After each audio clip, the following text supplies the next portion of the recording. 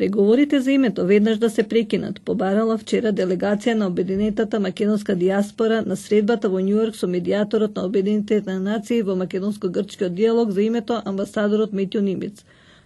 Од Организацијата на македонската дијаспора со седиште во Вашингтон истакнаа дека со резолуцијата на ООН со која се бара од Република Македонија да преговара за нејзиното официјално име е без преседан. Наметнатите преговори за името де факто им го одзедоа основното право на самоопределување на милиони македонци низ светот.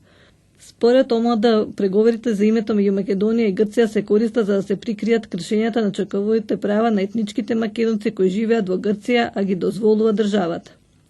И додека Македонија демонстрира посветено за учество во преговорите, Грција од друга страна продолжува да отфрла многу предлози кои што се представени, а стави вето и на членството на Македонија во евроатлантските организации како НАТО и ЕУ. Не изненадува што преговорите кои се под закрила на ООН се критикувани во јавноста поради грчкиот официјален став со кој наводно е прекршен членот 11 од времената спогодба за што се води спор меѓу Меѓународниот суд на правдата во Хаг, се вели во соопштението од ОМД.